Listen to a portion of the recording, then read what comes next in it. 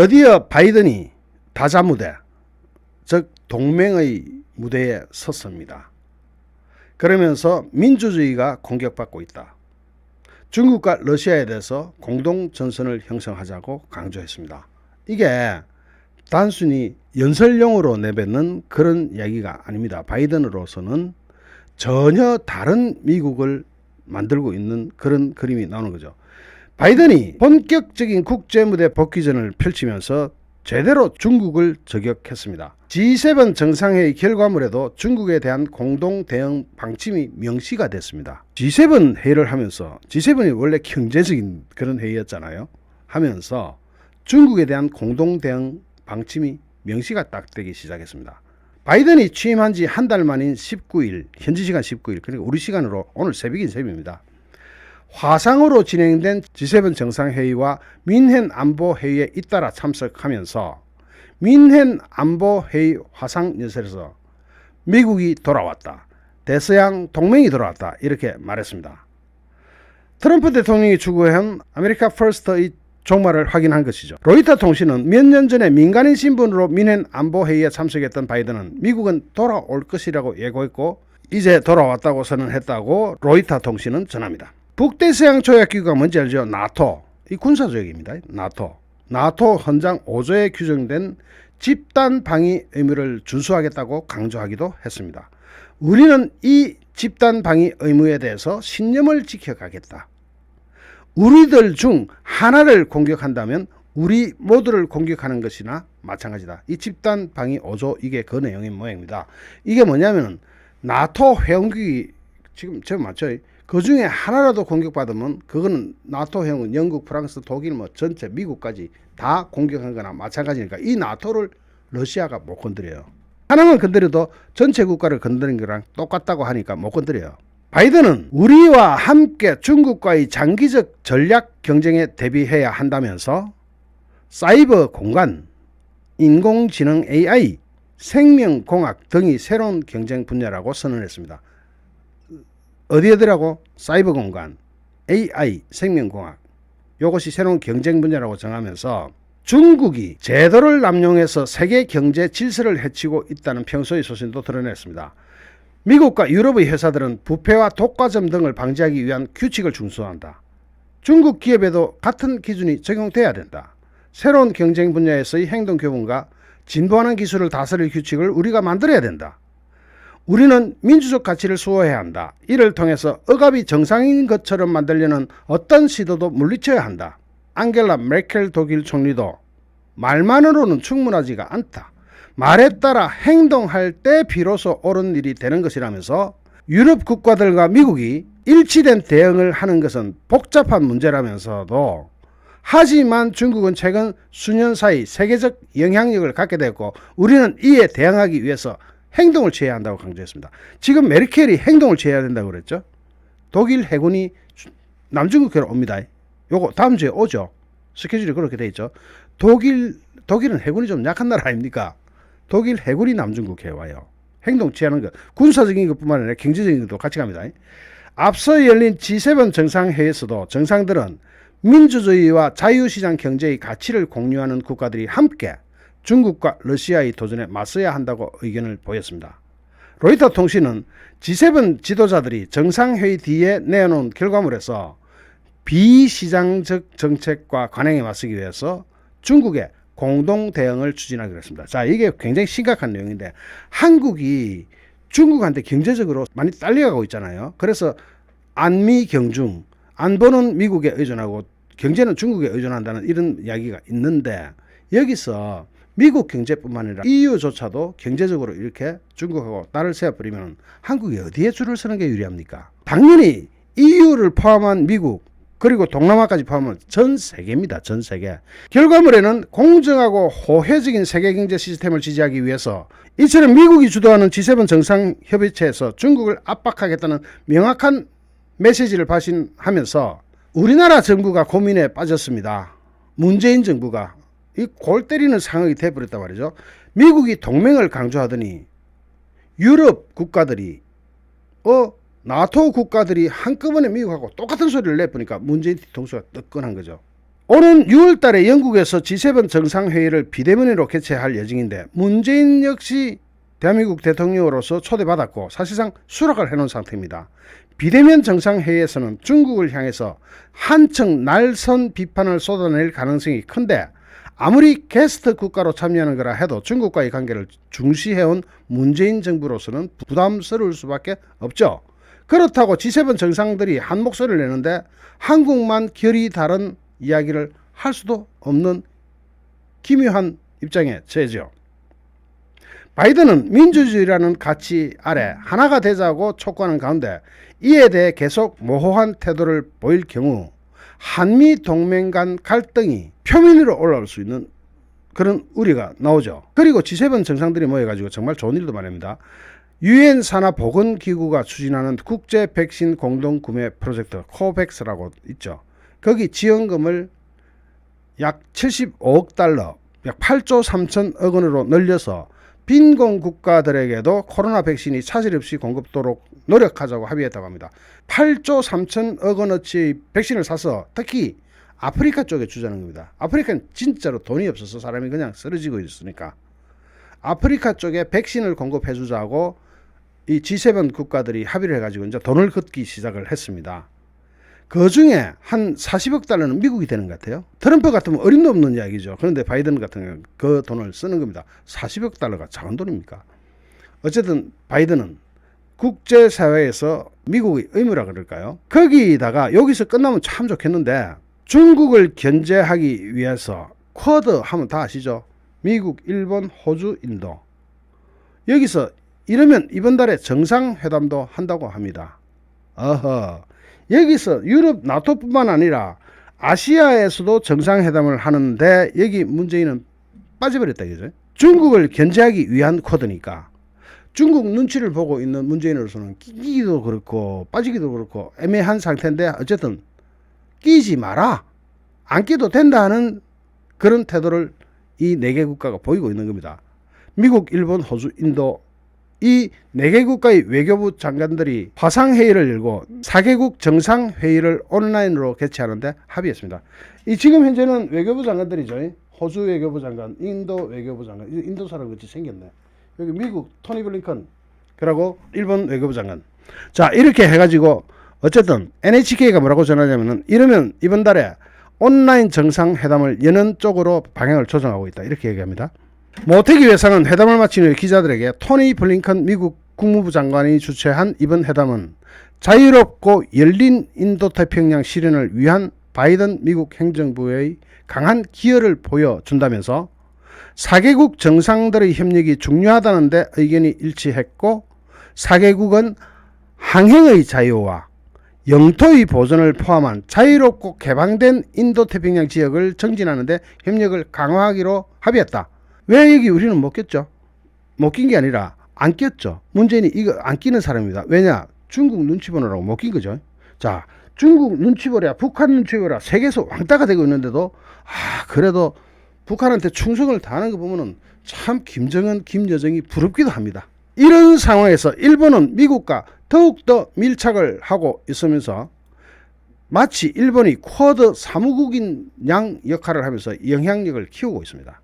이런 영향력이 커지는 거 이거 장난스럽게 보면 안 됩니다. 이런 데서 무역협정, 기타 여러 가지 협정 이렇게 다 튀어나오게 되어 있습니다. 그런 데서 한국은 다 소외돼요. 돈을 벌어야 되는 시대에 돈을 못 벌 수 있는 쪽으로 가는 겁니다. 중국에 매달리다가. 일본은 바이든 행정부의 가장 중요한 동맹국으로 부상하고 있습니다. 어제 제가 책 서평 하나 소개했는데 굉장히 중요한 겁니다. 중국은 거품이 빠지고 있고 일본이 동아시아의 맹주로 부상할 것이라는 미래학 서적 어제 제가 소개해드렸죠. 이거 중요한 겁니다. 저는 오늘 그 책 아직 토요일이라서 안 하는지 아직 안 하는데 오는 대로 읽어보고 여러분께 해설해 드릴게요. 바이든 행정부가 미국, 일본, 인도, 호주 4개국 안보협력체 쿼드를 동아시아 정책의 중요한 수단으로 활용하겠다는 입장을 분명히 하면서 일본의 영향력이 커지는 분위기입니다. 일본이 미국은 태평양 건너 있고 일본은 아시아에 있으니까 일본 영향력 아래 호주와 인도가 같이 움직이는 그런 그림이 그려지고 있는 거죠. 일본은 사실상 쿼드의 사무국 역할을 하면서 인도태평양 지역에서 대중 전선 구축에 나서고 있는 겁니다. 바이든 행정부는 아베 신조 전 일본 총리가 주창한 자유롭고 열린 인도태평양 슬로건을 그대로 사용함으로써 일본에 힘을 실어줍니다. 미얀마 군부 쿠데타가 발생했을 때도 아시아의 국가 중에서는 가장 먼저 일본과 이 문제를 상의했기도 했습니다. 일본하고 다 상의하는 거죠. 모테기 도시미스 외무상은 최근 인도가 좀 더 적극적으로 중국에 대항하도록 설득하고 있는 것으로 알려지겠습니다. 인도가 중국에 대해서 좀 더 적극적으로 대항을 좀 해라. 일본은 미국과 일본의 동맹 기반 하에 유럽의 주요 국가를 인도태평양 지역으로 끌어들이는 역할도 하고 있습니다. 일본은 이달 초에 영국과의 외무부 국방부 장관 2+2 회의를 하면서 영국이 올해 인도태평양 지역에 퀸 엘리자베스 항공모함 전단을 파견하고 미국과 함께 3국 공동훈련을 하기로 합의했습니다. 미국하고 누구? 일본, 미국, 영국 퀸 엘리자베스 항모 전단 이렇게 합동훈련을 또 한다고 합니다. 우리는 훈련 도망가고 있는데 훈련할까봐 훈련하자고 해도 못하고 있는데 안 하고 있는데 일본은 전 세계를 초청하고 있습니다. 프랑스도 조만간 인도태평양 지역에 이번에 핵 잠수함 와 있는 건 다 아실 테고 군함까지 보내서 3국 훈련을 실시한 후 나가사키현의 사세보 항에 입항할 예정입니다. 전부 일본으로 몰리고 있어요. 미일 동맹이 바이든 행정부 들어서 한 단계 업그레이드 되고 있는 분위기도 나타나고 있습니다. 미국의 새 정권 출범 후 일주일 만에 대통령, 국무장관, 백악관, 국가안보보좌관이 잇따라 일본과 중국의 영토 분쟁이 일어나고 있는 센카쿠 열도 보호 의지를 공개적으로 밝혔는데 이것은 처음 있는 일입니다. 일본어로는 센카쿠 열도고 중국말로는 따오이다고 일본은 자기네 땅이다, 중국은 우리 땅이다, 중국 땅이다 하고 주장하고 있는데 미국이 대통령, 국무장관, 백악관, 국가안보보좌관까지 싹 여기에 대해서 입을 대고 있는 겁니다. 스가 총리가 아시아 국가 지도자로서는 처음으로 바이든과 통화를 하고 방위비 분담금 문제도 동맹국들 중에서 가장 먼저 타결하고 한 것도 다 이런 분위기에서 나오는 겁니다. 방위비 분담금 이것도 일본이 제일 먼저 타결됐어요. 우리는 아직 타결 안 됐습니다. 곧 되긴 하겠지만 미국과 일본 양국은 주일 미군 주둔비 분담금을 사실상 현행 수준에서 1년간 동결하겠다는 이례적인 결정을 함으로써 우리나라는 13% 인상하겠다 그러죠. 일본하고는 1.3%인가 그렇죠. 거의 현 수준 동결입니다. 도쿄의 유력한 소식은 지난해까지는 트럼프 리스크 때문에 미국과 일본의 관계가 조마조마한 부분도 없지 않았지만 바이든 취임 후 그런 문제가 완전히 사라졌다.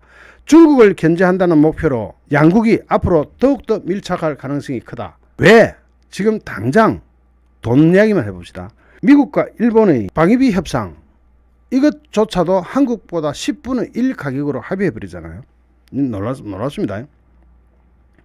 이런 가운데 아까 이야기했던 정의용 외무부 장관 한국 외교가 세계의 지구상의 자유민주 진영의 큰 흐름에서 발을 빼고 있거나 이탈하고 있는 모습이 반복되고 있습니다.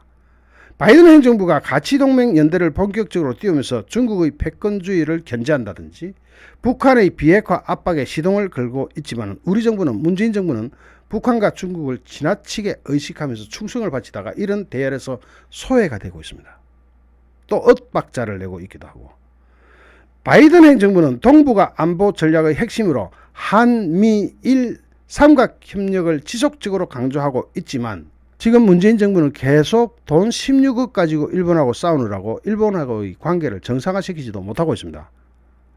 정의용 외교부 장관은 취임 후 열흘이 지나도록 모테기 일본 외상과 통화조차 하지 않고 있습니다. 하지 않을까요? 하지 못할까요? 아마 전화해도 안 받을 거예요. 모테기가. 전임 장관들은 일본과 가장 먼저 통화를 했는데 미국 국무부가 나서서 북한의 도발보다도 한국과 일본이 긴밀히 조율하지 않는 게 더 큰 문제다라고 지적을 하고 있습니다.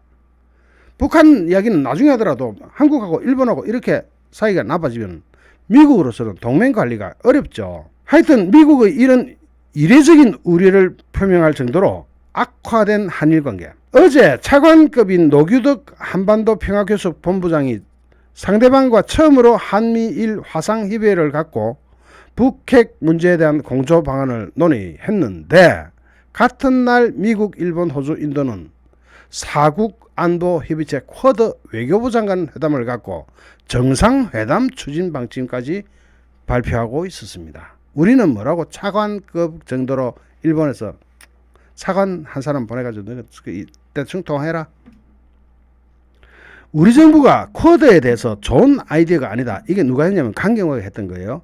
좋은 아이디어가 아니다고 거리를 두는 동안 아시아 태평양 자유국가들이 똘똘 뭉쳐가지고 국제 현안 공조를 약속을 하고 있는 겁니다. 이상한 현상이 하나 생긴 게 쿠데타를 일으킨 미얀마 군부를 전 세계가 규탄을 하고 있잖아요. 그런데 한국의 정의용 장관은 국회에서 대한항공 858기 추정 동체 수색을 위해서 미얀마의 새로운 당국, 즉 군부죠. 쿠데타로 정권을 잡은 군부와도 협의를 하겠다고 이야기를 했습니다. 놀랬죠? 왜 갑자기 미얀마 군부한테, 전 세계가 이 군부한테 욕을 하고 있는데 한국만 접촉하겠다고 할까요? 미얀마는 친중 국가입니다. 아시죠 다들? 미얀마는 엄청난 친중 국가입니다. 미얀마 군부도 친중이고 미얀마 아웅산 수치 여사도 친중 인사입니다. 여러분. 미얀마 전체가 친중 국가예요. 그냥. 그러다 보니까 정의용이도 미얀마 군부하고 쿠데타를 일으킨 군부하고 접촉을 시작하겠다. 바이든 행정부는 미얀마 사태 대처를 가치 동맹의 첫 시험대로 삼고 있는데 한국은 34년 전의 사건을 매개로 미얀마 쿠데타 세력과 협의를 얘기하고 있습니다. 이런 정신이 하여튼 여기가 열려버렸어. 이 깨진 문. 북핵 문제에 있어서도 한국은 트럼프의 유산인 싱가포르 합의를 개성하겠다는 의지를 밝히는데 이거 바이든한테는 열받는 이야기죠. 지금 정권이 바뀌었는데 왜 자꾸 전임자 들이대가지고 싱가포르 합의를 이야기해요? 대통령이 바뀌었으면 그게 좀 맞춰줘야 되는데 문재인과 정의용 장관은 이른바 김정은의 비핵화 의지를 연일 두둔하고 나서고 있습니다. 리비어 전 국무부 수석 차관보는 미국의 소리에서 바이든 정부가 싱가포르 합의를 개성할 것이라는 한국의 희망은 매우 회의적이라고 하면서 공화당 지지자들조차 지지하지 않는 트럼프의 환상을 이어가려고 한다고 꼬집고 있습니다. 미국 공화당 지지자들조차도 싱가포르 회담만큼은 점수를 깎고 있는데, 점수를 주지 않고 있는데 문재인만 그것을 계속 끌고 나가는 이 모습이 제대로 된 모습인지 모르겠습니다.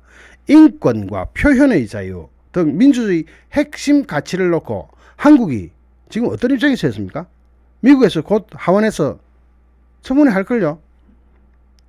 정부 여당이 작년에 통과시켰던 대북 전단 금지법에는 미국을 비롯해서 영국과 심지어는 체코에서도 표현의 자유를 침해한다는 비판이 쇄도하고 있습니다. 지난 15일에는 미국과 일본, 호주 등 57개국이 모여서 중국과 북한의 외국인 구금 행태를 규탄하는 공동선언까지 발표했지만 한국은 여기에서도 불참했습니다. 이제 한국은 인권에 대해서 아예 빠지기로 했는 모양입니다. 북한에 우리나라 국민 6명이 억류되어 있다는 건 다 아실 테고 우리나라 국민 6명이나 북한에 억류되어 있는데도 유럽연합이 북한 인권 결의안 통과를 주도하겠다는 뜻을 밝혔지만 한국은 이번에도 공동제안국에서 빠질 겁니다. 이런 일련의 일탈이 미국한테 어떤 인상을 주겠습니까? 한국이 우리 편이 맞느냐 이런 인상 안 주겠습니까? 제가 당장 미국 일반 국민이라 해도 한국 쳐다보면 저게 우리 편 맞나 생각이 들겠죠. 벌써 그런 의심이 나오고 있는 겁니다. 그런데도 북한이나 중국에서 문재인 보고 이쁘다 합니까? 삶은 소 그러면 이번에 턱떡 머저리 이야기밖에 더 합니까? 그러면서도 북한과 중국에서는 홍도 받지 못하고 있습니다. 이인영 통일부 장관이 잇따른 대북 구애에도 북한의 응답이 없죠. 그러니까 모노드라마를 쓰고 있는 것 같죠. 중국은 지난 16일 외교장관 통화에서 이데올로기에 따른 편가르기를 하지 마라 하면서 미국의 반중 전선에 한국이 동참하지 말라고 압박했습니다. 그런데 우리가 중국 눈치 보면서 대한민국을 운영합니까? 물론 외교상 눈치를 전혀 안 보는 나라는 없습니다. 다 봐야 됩니다.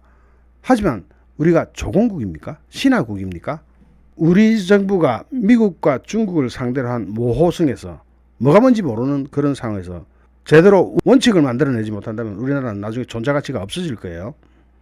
자, 아까 이야기했던 이제 이렇게 이야기를 나오다 보면은 요게 지금 요 자리에 왜 들어가는지 나오겠죠.